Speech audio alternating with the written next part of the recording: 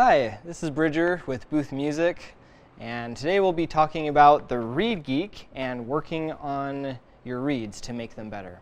So what is the Reed Geek? The Reed Geek is a tool that is designed to help you work on reeds. Traditionally, you would use like a reed knife that you would carve the reed in certain places, and you could also, and it had a flat blade so you could get the back of it to be flatter.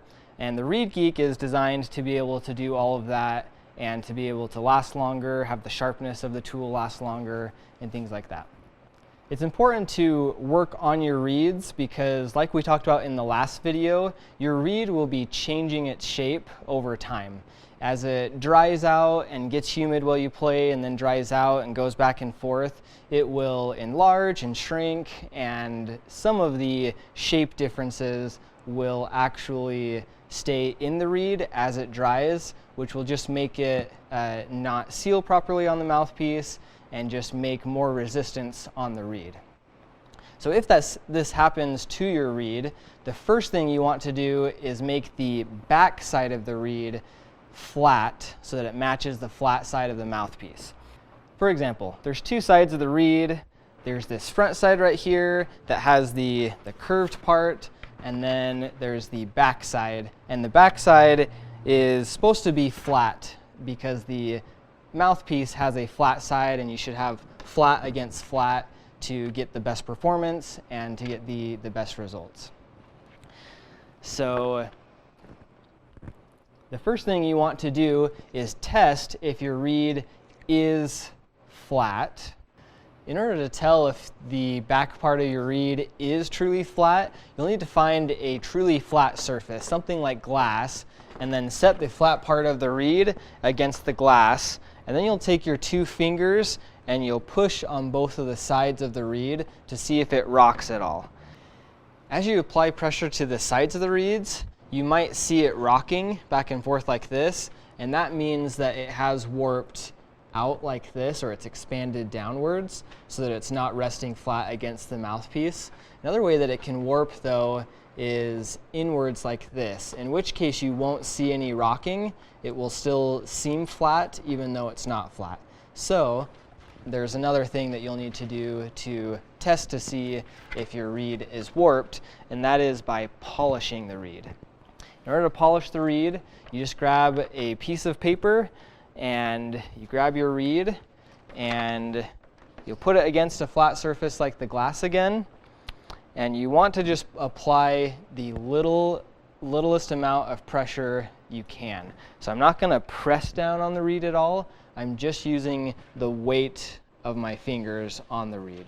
It takes some practice to get used to, but essentially I'm just going to use the weight of my fingers and just go around in circles on the paper. And when I'm done with that, then I'll actually see some glossy look on the back of the reed. And the gloss look is where it's been contacting the paper. So if you can see any parts where it's not glossy, that means that it's not truly flat, because those little spots have little indents where it wasn't touching the paper. And this is where the Reed Geek comes in. So once you know that your reed isn't flat, the Reed Geek helps you get it flat really simply and easily. The Reed Geek has these corners that are very sharp, and the Reed Geek itself is very heavy. So I'm just going to use the weight of the Reed Geek, put one of the corners on it, and just run up and down the reed. I'm not going to go all the way up to the tip, but I'm going to cover about this much of the reed. And as I do this, I'm going to be taking material off of the reed. It's going to be shaving down some of the reed. And you can actually see what parts of the reed you are taking off, because a little bit of, it looks like sawdust, will show up on the actual Reed Geek where you're working. You don't want to take too much off of the reed, because anytime you take stuff off of the reed, you're actually affecting the sound of the reed. If you take off too much, you're going to ruin the sound, but you do need to take off enough so that you get the response of the reed that you want, so that you can get its purest sound and its best sound. So how do you know when you've taken enough off?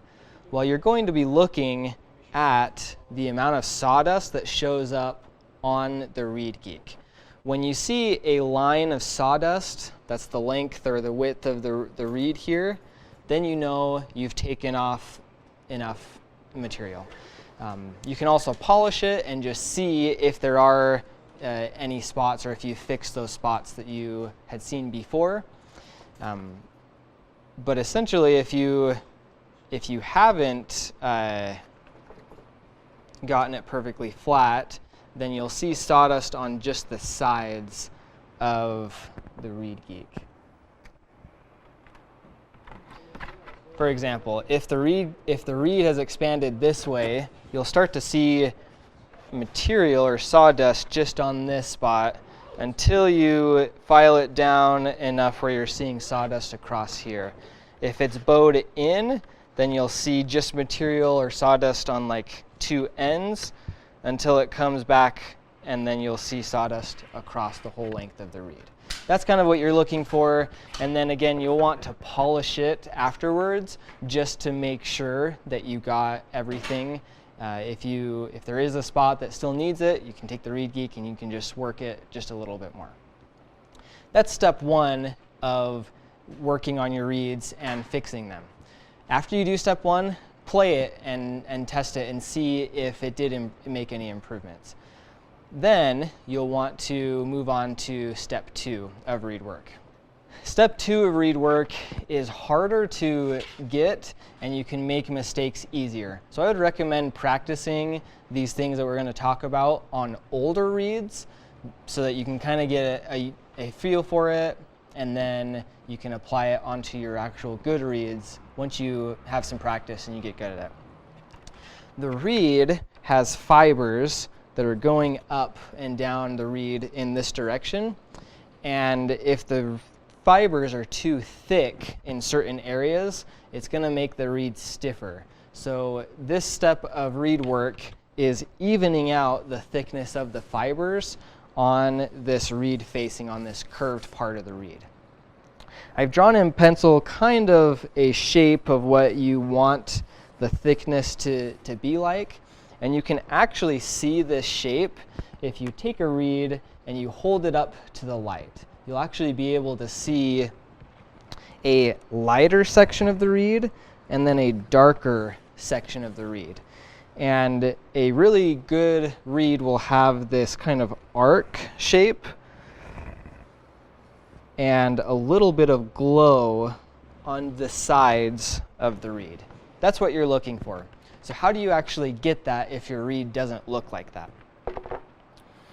Well, the Reed Geek has a couple different edges that you can use. The tip here is really good for working the edges of the reed that are called the rails. So these little edges here. And then it also has these little curved blades right here, curved edges right here. And those can be used, if you kind of hold it like a pencil, you can kind of shave off and even out any work that you've done on the edges. So one way you could do it is you could start on the rails and then you could even it out like this. I personally like to start just in the middle, going down on each end, and then do the evening out after that. Let me show you on the big reed what I'm talking about. So I'll take out a little swab going from here up, and then I'll slowly move out like this, and then I'll use that evening side to even it out. When you actually work this, you don't want to get little spots. So you don't want to use the Reed Geek just right here, because then you'll just get a little indent here and it won't be very even, and that will just kind of ruin your reed. So you'll want to take out these swabs and go almost the whole length of this, of the facing, and that will get you the best results. Again, this is really hard to get right the first time and even the second time, and so I would recommend practicing on older reeds. So that's the basics of the Reed Geek.